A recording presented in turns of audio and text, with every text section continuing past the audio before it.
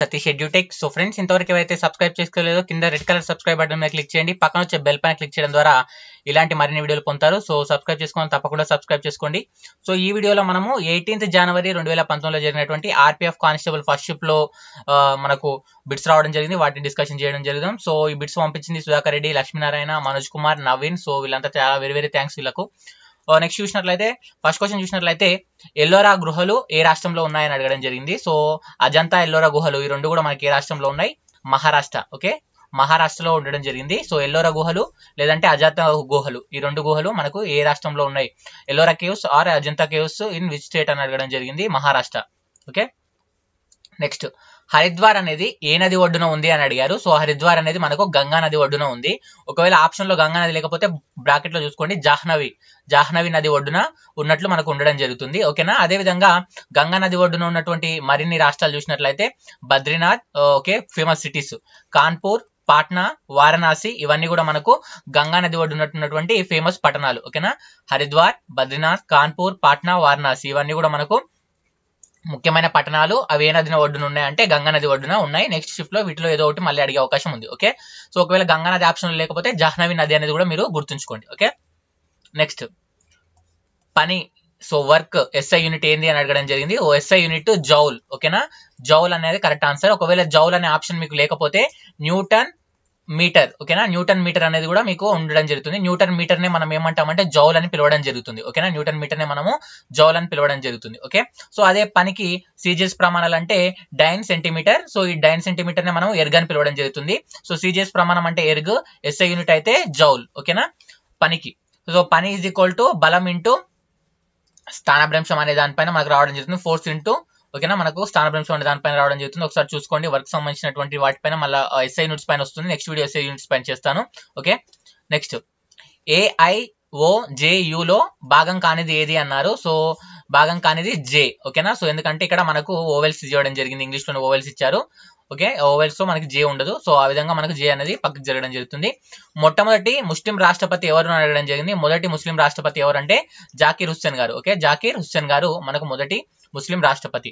ఓకేనా, అదే విధంగా ఎగ్జామ్ లో రాష్ట్రపతి పైన ప్రతిసారి 2 బిట్స్ అనేవి మనకు రావడం జరుగుతుంది ప్రతి షిఫ్ట్ లో. సో ఆల్రెడీ రాష్ట్రపతి అనేది కంప్లీట్ టాపిక్ చేశాను. ఆ టాపిక్ వీడియో చూడాలనుకుంటే ఇక్కడ ఐ సింబల్ పైన క్లిక్ చేయండి. దాదాపు 30 నిమిషాల వరకు ఉంటుంది ఆ వీడియో. ఆ కంప్లీట్ వీడియో అది మీకు చాలా ఉపయోగపడుతుంది. లేదంటే మీకు కామెంట్ లో ఉంటుంది, డిస్క్రిప్షన్ లో లింక్ ఉంటుంది, తప్పకుండా ఆ వీడియో చూసి వెళ్ళండి. ఎందుకంటే 1 నుంచి 2 బిట్స్ మీకు ఆ వీడియో నుంచి వస్తున్నాయి.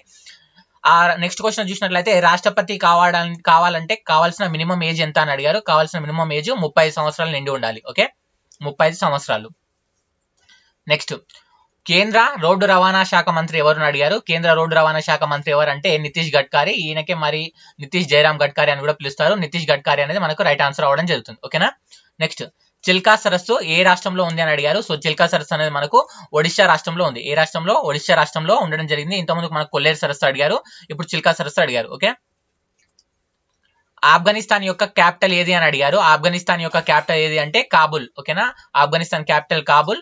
అదేవిధంగా కరెన్సీ కూడా గుర్తుంచుకోండి, ఆఫ్ఘానీ. సో ఆఫ్ఘానీ అనేది ఆఫ్ఘనిస్తాన్ యొక్క కరెన్సీ. క్యాపిటల్ అయితే కాబుల్. FDIని విస్తరించమని అడిగారు. FDI అంటే foreign direct investment. Foreign direct investment అనేది FDI యొక్క ఫుల్ ఫామ్. ఫస్ట్ సిక్కు రాష్ట్రపతి ఎవరిని అడగడం జరిగింది. సో ఒకసారి కొంతమంది ఏమో మనకు ముస్లిం రాష్ట్రపతి అన్నారు, కొంతమంది సిక్కు రాష్ట్రపతి అన్నారు. చాలా మంది సిక్కు రాష్ట్రపతి అడిగారని చెప్పేసి మన క్వశ్చన్స్ చెప్పడం జరిగింది. సో ఫస్ట్ సిక్కు రాష్ట్రపతి ఎవరంటే జ్ఞాని జైల్ సింగ్. నెక్స్ట్ చూసినట్లయితే 3వ పంచవర్ష ప్రణాళిక సమయం అడగడం జరిగింది.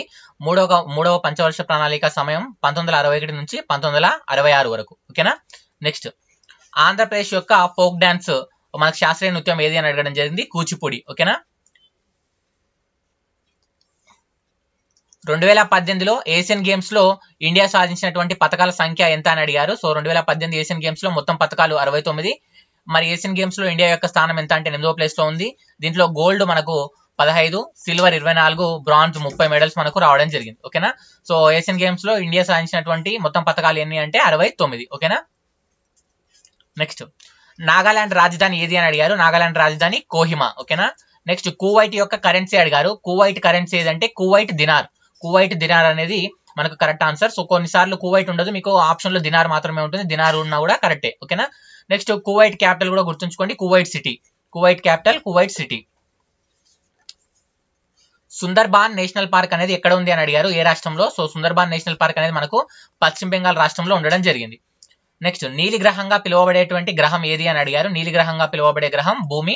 ఓకేనా. సో ఆల్రెడీ నేను గ్రహాల పైన సౌర కుటుంబం పైన వీడియో చేశాను. ఇక్కడ ఐ సింబల్ పైన క్లిక్ చేసి ఆ వీడియో చూడండి, లేదంటే లింక్ డిస్క్రిప్షన్ లో ఉంటుంది. సోలార్ సిస్టమ్ వీడియో అని ఉంటుంది, ఆ వీడియో చూడండి. మీకు క్లియర్ గా మొత్తం టాపిక్ వివరించాను. అక్కడ నుంచి కూడా మీకు తప్పనిసరిగా ఒక బిట్ అనేది మీకు రాబోతుంది ఎగ్జామ్ లో. హైడస్పస్ యుద్ధం ఏ సంవత్సరంలో జరిగింది అని అడిగారు. హైడస్పస్ యుద్ధం అనేది మనకు 326 బీసీ బిఫోర్ క్రీస్తు పూర్వం 326 సంవత్సరంలో జరగడం జరిగింది. ఇది మనకు అలెగ్జాండర్ మరియు పోరస్ వీళ్ళిద్దరి మధ్య జరగడం జరిగింది. సో విన్నర్ వచ్చేసి అలెగ్జాండర్ గెలవడం జరిగింది. సో ఇది మనకి ఏ నది ఒడ్డున జరిగింది అని అడిగే అవకాశం ఉంది నెక్స్ట్ ఎగ్జామ్ లో. ఇది జీలం నది ఒడ్డున జరగడం జరిగింది. సో పోరస్ అంటే కొన్నిసార్లు పురుషోత్తముడు అని కొంతమంది అంటారు మన ఇండియన్ హిస్టరీ ప్రకారము. ఓకేనా, ఒకసారి ఇది క్లారిటీ చూసుకోండి. ఓకేనా. హైడస్పస్ యుద్ధం ఎప్పుడు జరిగింది మాత్రమే అడిగారు ఎగ్జామ్ లో. ఇది అలెగ్జాండర్, విన్నర్ మాత్రం అలెగ్జాండర్. ఏ నది ఒడ్డున అంటే జిలం నది ఒడ్డున. దీనే జిలం నది యుద్ధం అని కూడా మనం పిలవడం జరుగుతుంది. కాబట్టి ఈ ఒక టాపిక్ ఒకసారి అలెగ్జాండర్ గురించి చూసుకోండి. అలెగ్జాండర్ పైన ప్రతి షిఫ్ట్ లో ఒక బిట్ అనేది రావడం జరుగుతుంది. నెక్స్ట్ ఎస్టిక్ ఆమ్లం యొక్క ఫార్ములా అడిగారు. ఎస్టిక్ ఆమ్లం యొక్క ఫార్ములా CH3COOH. CH3COOH అనేది ఎస్టిక్ ఆమ్లం యొక్క ఫార్ములా. నెక్స్ట్ B3 విటమిన్ యొక్క మామూలు నామం, రసాయన నామం అడగడం జరిగింది. B3 విటమిన్ యొక్క మామూలు శాస్త్రీయ నామం ఏది అంటే నియాసిన్. ఓకేనా, నియాసిన్. నెక్స్ట్ సల్ఫర్ మూలకాల పట్టికలో లేదంటే మనకు ఆవర్తన పట్టికలో సల్ఫర్ ను ఏ అక్షరం తోటి సూచిస్తారని అడగడం జరిగింది. Capital S. సల్ఫర్ ను క్యాపిటల్ S తో మనము చూపించడం జరుగుతుంది. ఓకే. నెక్స్ట్ బ్రెజిల్ యొక్క కరెన్సీ అడగడం జరిగింది. Brazil currency riyal. ఓకేనా, రియాల్. దీన్ని మనం బ్రెజిలియన్ రియాల్ అని కూడా పిలుస్తాము. కాబట్టి మీకు గుర్తుపట్టడానికి వీలుగా బ్రెజిలియన్ రియాల్ ఇవ్వకుండా రియాల్ అనే ఆప్షన్ ఇవ్వడం జరిగింది ఎగ్జామ్ లో. సో బ్రెజిల్ కరెన్సీ ఏమిటి అనేది మీరు కామెంట్ లో రాయండి. ఆల్రెడీ నెక్స్ట్ ఎగ్జామ్ రాసిన వాళ్ళు వాళ్ళ క్వశ్చన్స్ కూడా మీరు కామెంట్ లో తెలపండి. ఓకేనా. నెక్స్ట్ నార్త్ కొరియా ప్రెసిడెంట్ ఎవరు అడిగారు. North Korea president Kim Jong Un. Kim Jong Un north Korea president. Next Manipur governor ఎవరు అడిగారు. మణిపూర్ గవర్నర్ ఎవరు అంటే నజ్మా హెప్తుల్లా గారు. నజ్మా హెప్తుల్లా గారు. ఓకేనా. నెక్స్ట్ మానవులు తయారు చేసినటువంటి తొలి కృత్రిమ మూలకం ఏది అని అడిగారు. మానవులు తయారు చేసినటువంటి తొలి కృత్రిమ మూలకం టెక్నీషియం. ఓకేనా, టెక్నీషియం అనేది మానవులు తయారు చేసినటువంటి తొలి కృత్రిమ మూలకం. కళింగ స్టేడియం అనేది ఏ రాష్ట్రంలో ఉంది అని అడిగారు. సో కళింగ స్టేడియం అనేది మనకు ఒడిశా రాష్ట్రంలో ఉండడం జరిగింది. ఏ రాష్ట్రంలో ఉంది? ఒడిశా రాష్ట్రంలో ఉంది. నెక్స్ట్ విరూపాక్ష టెంపుల్ ఏ రాష్ట్రంలో ఉంది అని అడిగారు. విరూపాక్ష టెంపుల్ మనకు కర్ణాటక రాష్ట్రంలో ఉంది. ఆల్రెడీ నేను ముఖ్యమైన టెంపుల్స్ పైన వీడియో చేశాను. ఇక్కడ ఐ సింబల్ పైన క్లిక్ చేసి చూడొచ్చు, లేదా మీకు లింక్ డిస్క్రిప్షన్ లో ఉంటుంది, కామెంట్ లో కూడా పిన్ చేస్తాను. ముఖ్యమైన ఇండియాలో ఉన్నటువంటి ముఖ్యమైన టెంపుల్స్ అవి ఉండేటువంటి రాష్ట్రం నేను వీడియో చేశాను, ఆ వీడియో చూడండి. Next pure pH value, pure water యొక్క pH వాల్యూ ఎంత అని అడిగారు. ప్యూర్ వాటర్ యొక్క pH వాల్యూ 7 ఉండడం జరుగుతుంది. సో pH వాల్యూ ఎంత అని అడిగారు.